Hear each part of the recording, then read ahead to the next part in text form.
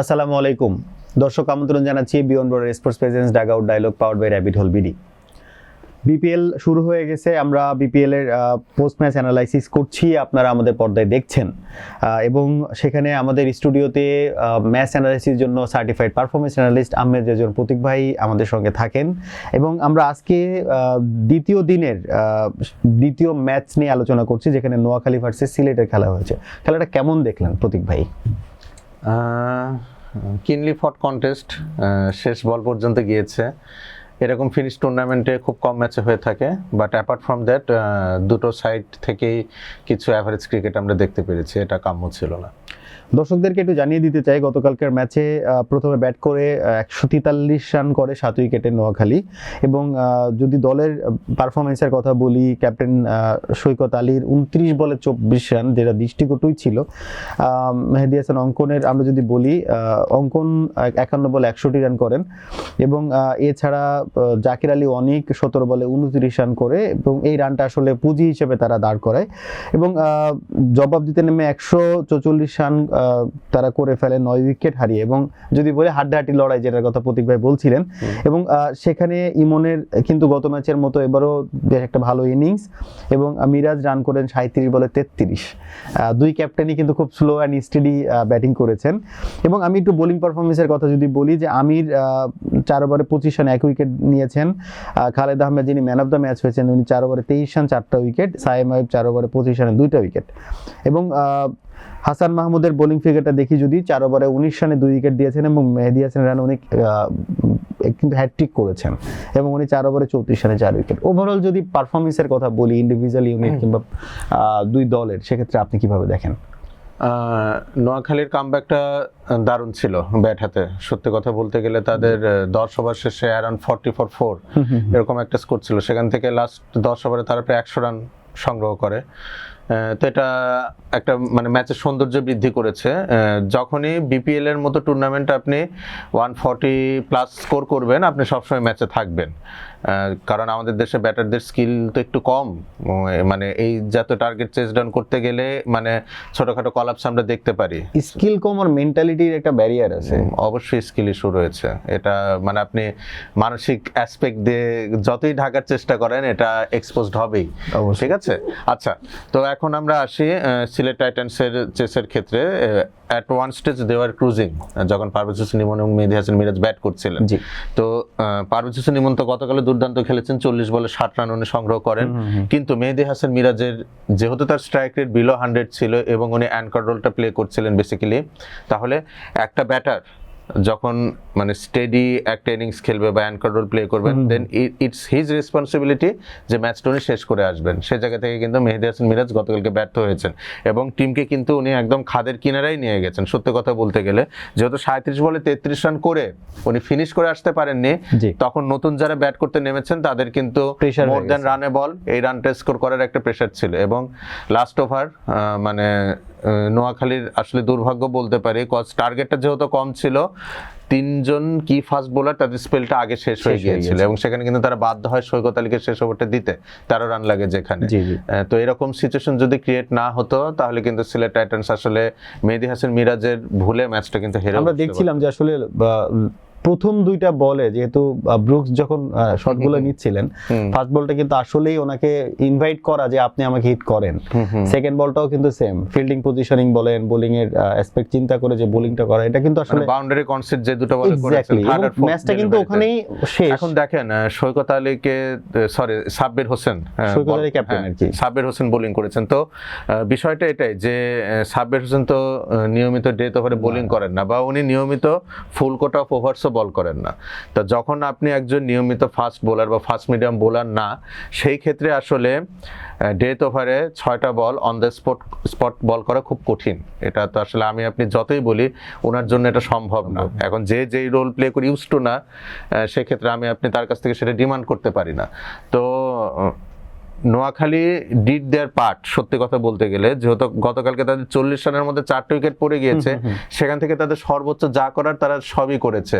Around 140 score করা, তারপরে বল হাতে প্রেসার ক্রিয়েট করা বা একটা ওয়েটিং গেম প্লে করা। আমি যেটা বলছিলাম যে ম্যাচটাকে যত আমাদের দেশের ক্রিকেটে এই যে 140 ঊর্ধ্ব রান হলে যে কোনো মুহূর্তে একটা কলাপস বা মিনি কলাপস হয়েই থাকে। নোয়াখালী কিন্তু গতকালকে এই মোমেন্টের জন্য ওয়েট করেছে এবং মেহেদী হাসান রানা ওনার হ্যাটট্রিকটার মাধ্যমে কিন্তু এই যে এই ধরনের ফেনোমেনাগুলো ঘটে, তো সেটারই কিন্তু কালকে আরেকটা স্বাক্ষর রাখা হয়েছে। তো সিলেট টাইটান্স কালকে অনেক ক্লিনিক্যাল হতে পারতো। শুরুতে প্রথম 2 ওভারে 3 উইকেট পড়ে যাওয়ার পর তারা বিলো 100 নোয়াখালীকে বুক করতে পারতো এবং এটা 15 ওভারের মধ্যে 7 বা 8 উইকেট হাতে রেখে ম্যাচ জিততে পারতো। আমরা কিছু ব্যক্তিগত পারফরমেন্সের কথা আপনি বলছিলেন, যেখানে আপনি বারবারই বলছিলেন মিরাজের একটা স্লো অ্যান্ড স্টেডি ব্যাটিং এর কথা। এক্ষেত্রে ইমন এবং অঙ্কন এবং জাকির আলী অনেক কিন্তু তারা পারফরমেন্স করেছেন এবং এই দৃষ্টিকোণ থেকে যদি আমি বলি বোলিং এর অ্যাসপেক্ট থেকে হাসান মাহমুদ, তারপরে রানা এবং খালেদ আহমেদের যদি বোলিংটা আমরা ন্যাশনাল সার্কিটের আশপাশে যাদেরকে বলি আর কি, তাদের পারফরমেন্সটা যদি খালেদ আহমেদ তো দুর্দান্ত বোলিং করেছেন দুটো ম্যাচেই। জি, এবং উনি লাস্ট বিপিএল এর যে আসরটা ছিল সেখানে খুব ভালো করেছেন। তো খালেদ আহমেদ কিনে বাড়তি কিছু বলছি না। দেখেন, আমার একটা ক্ষোভের জায়গা কি, lack of quality foreign players প্রত্যেকবারের বিপিএলই হয়ে থাকে এবং পাকিস্তানি প্লেয়ারের আধিক্য। তাদের দোষ নাই। আপনি যদি কোয়ালিটি প্লেয়ার আনতেন, আপনি যদি বাবার আজমকে আনতেন, আপনি শাহিন শাফরিদিকে আনতেন, রিজওয়ানকে আনতেন, তাহলে মেনে নেওয়া যেত। ফাকার জামানকে আনতে পারতেন, তা তো আনতে পারিনি আমরা এমন প্লেয়ার এনেছি পাকিস্তানের যারা তাদের ন্যাশনাল সার্কিটে একদম আনকরা মুখ বা অনিয়মিত মুখ, এরকম প্লেয়ার দিয়ে আমরা ফরেন প্লেয়ারদের কোটাটা পূরণ করাচ্ছি। এবং আমি যে স্কোয়াডগুলো যখন অ্যানালাইসিস করেছি, আমাদের অনেক দর্শকও মন্তব্য করেছেন যে 4 জন খেলানো যায়, সেখানে আমরা 3 জন ফরেন প্লেয়ারকে রেখে কেন 11-এর কথা বলছি। তো কোয়ালিটি তো আমার এনশিওর করতে হবে। গতকালকে আপনি দেখেন সালমান ইরশাদকে খেলানো হয়েছে রুয়েল মিয়ার জায়গায়। রুয়েল মিয়া কিন্তু বাংলাদেশের ফাস্ট বোলিং এ একটা নতুন প্রসপেক্ট, যারা ঘরোয়া ক্রিকেট ফলো করে থাকেন তারা জানবেন। এবং উনি কিন্তু রাজশাহীর সাথে প্রথম ম্যাচে খুব খারাপ বোলিং করেননি, 3 ওভার 4 বল বোলিং করে 31 রান দিয়েছেন এবং আমি ওনার ডেথ ওভার্সে 2টো বোলিং দেখেছি, খুবই বুদ্ধিদীপ্ত বোলিং করেছেন রুয়েল মিয়া। তাহলে ওনাকে আপনি একটা ম্যাচ খেলালেন, পরের ম্যাচে আপনি ওনাকে তুলে সালমান ইরশাদ, যার হয়তো পাকিস্তান ক্রিকেটে কখনোই নিয়মিত হওয়ার সম্ভাবনা নেই, আমি লিখে দিলাম আজকে আপনাকে, আপনি আজ থেকে 5 বছর পর মিলিয়ে নেবেন ইন্টারন্যাশনাল ক্রিকেটে সালমান ইরশাদ কি করেছে বা করতে পেরেছে। তাই এরকম মানে একদম অদক্ষ বিদেশি প্লেয়ার, যেখানে দেশীয় একজন প্রসপেক্ট আমাদের ভালো রয়েছে, তার জায়গায় আমরা খেলালাম। এগুলোতে না অনেকগুলো ধরেন ভুলভাল ঘটনা ক্রিয়েট হলো। কেমন হলো, সালমান ইরশাদের 3টা বাজে ডেলিভারিতে জাকির আলী অনেক 3টা বাউন্ডারি মেরেছেন। এখন আপনি আজকে বলছেন যে জাকির আলী অনেক ভালো খেলেছেন। নো, তার ইনিংসে খেলায় কোনো রকম চেঞ্জেস আমার মনে হয়নি। কালকে ইনিংসটা আমি ধরবই না জাকির আলী অনেকের, কারণ স্ট্যাটিস্টিক্স অনেক সময় ভুলভাল তথ্য দেয়। এই যে আমার দেখে মনে হচ্ছে যে জাকির আলী অনেক রান করেছেন, কিন্তু এই যে সালমান ইরশাদের ডেলিভারিতে মানে একদম ধরেন গিফটেড 3টা বাউন্ডারি বল ছিল, ওই 3টা বাউন্ডারির বদলতে জাকির আলী অনেকের এই রানটা এসেছে। এই ব্যাটার তো কনফিডেন্সেও তো আসতে পারে এটার মাধ্যমে, ইলিউশনে আসলে তো বিপদ আবার, বুঝছেন না, যেখানে জাকির আলী অনেককে সাব্বির রহমানের সাথে এখন কম্পিট করতে হচ্ছে বিপিএল এ। তো এইটা একটা ইস্যু আসলে। তো আমার মনে হয় যে টিম ম্যানেজমেন্ট এই বিষয়টা অ্যাড্রেস করতে পারে যে 4 জন কোয়ালিটি ফরেন প্লেয়ার্স যদি না হয়, যদি বেঞ্চে লোকাল প্লেয়ার থাকে, those who are more capable than the recruited foreign players, আমার মনে হয় 2 জন বা 3 জন ফরেন প্লেয়ার নিয়েও আমরা মেইন স্কোয়াডটা সাজাতে পারি। আমরা আপনার কাছ থেকে অ্যানালাইসিস পেলাম, আপনার কাছে এই 2 দলের নেক্সট ম্যাচগুলোতে কি কি জিনিসের ডেভেলপমেন্ট আপনার কাছে মনে হয় যে আমি সৌম্য সরকারকে মানে টিমে চাচ্ছি আসলে। আপনি দেখবেন যে মোমেন্টে সৌম্য সরকার ইনক্লুডেড হবে, নোয়াখালী এক্সপ্রেসের চেহারাটা অনেকটা পরিবর্তন হবে তাদের ব্যাটিং লাইন। আমি আপনার সাথে একটা জিনিস অ্যাড করতে চাই, অ্যাজ এ ক্যাপ্টেন সৈকত আলীকে আপনি কিভাবে মার্ক করেন? আমার কাছে যদি ওভারঅল বলি যে কিছু জায়গায় কন্ট্রোলিং এর জায়গাগুলোতে আমার কেন জানি মনে হচ্ছে যে সৈকত আলী অ্যাজ এ ক্যাপ্টেন ওই জায়গাতে নেই, আমার কাছে মনে হয়েছে। আপনার তো এই দলে তেমন আর অপশন নেই, জাকির আলী অনেককে দেয়া ছাড়া। তা আমার মনে হয় টিম ম্যানেজমেন্ট যেটা ট্রাই করছে যে জাকির আলী অনেককে নির্ভর হয়ে খেলার একটা ফরেন রিক্রুট যারা আছে তাদেরকে কি, যদি মোহাম্মদ নাবি আসে সেক্ষেত্রে মোহাম্মদ নাবিকে ক্যাপ্টেন্সি দেওয়া যেতে পারে। তবে আমাদের দেশের লিগে আমরা এই টেন্ডেন্সিটা দেখেছি যে ফরেনারদেরকে ওইভাবে ক্যাপ্টেন্সির দায়িত্বটা দেওয়া হয় না, কজ তারা আসেনি খুব অল্প সময়ের জন্য। তো মোহাম্মদ নাবি খুব ভালো একজন ক্যান্ডিডেট হতে পারতেন। কুশাল মেন্ডিস ইনজুরির জন্য রুলড আউট হয়ে গেছেন, উনিও হতে পারতেন। ইভেন সৌম্য সরকারও হতে পারতেন, বাট উনিও তো আসলে টিমে এখনো যোগ দেননি। তো আপাতত মন্দের ভালো সৈকত আলীকে নিয়ে নোয়াখালী এক্সপ্রেসকে দিন চালাতে হবে। আর সিলেটের ব্যাপারে আপনার যদি কোনো সাজেশন, যেটা তাদের সিলেট দলটা খুবই অন্যরকম হয়ে যাবে যখন মঈন আলী এবং আজমাতুল ওমার জাই আসবে।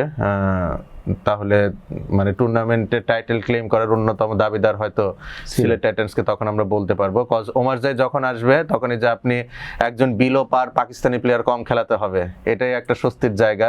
নতুন বলে হয়তো তখন মোহাম্মদ আমির আর ওমারজাইকেও আমরা দেখতে পারি, যেহেতু খালেদ আহমেদের বলে গতি রয়েছে, ওনাকে আমরা ফার্স্ট চেঞ্জ বোলার হিসেবে তখন দেখলে পেস অ্যাটাকটা অনেকটা কম্বাইন্ড মনে হবে।